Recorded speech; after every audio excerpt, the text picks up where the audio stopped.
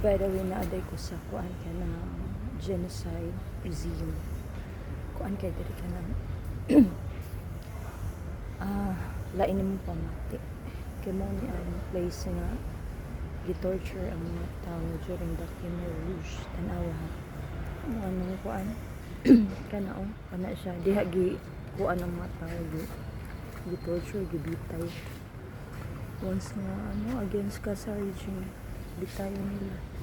Kana siya. Kanang kuan jar. Kanang jar kay kung kuan ibutangan lag tubig then ihumol din ang ulo sa kuan sa mga victims. Kunya kani siya nga lugar is eskwelahan ni siya sa una then gihimo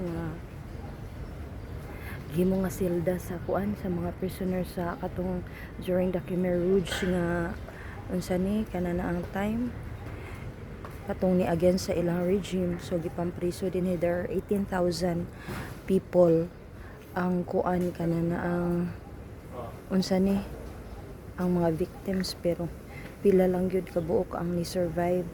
If I am not wrong, mga 17 lang ya upat ka mga bata after the liberation in 1979.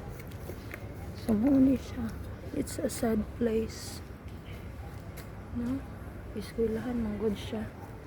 Nagihimong kuan ba, gihimong silda sa mga kuan, sa mga sa regime. Daghang mga matay din so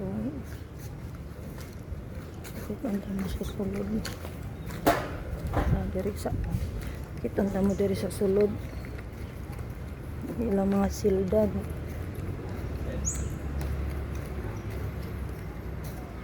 Imagine, eskwelahan. Magiging lang kuan. Yung mga silda. Awa.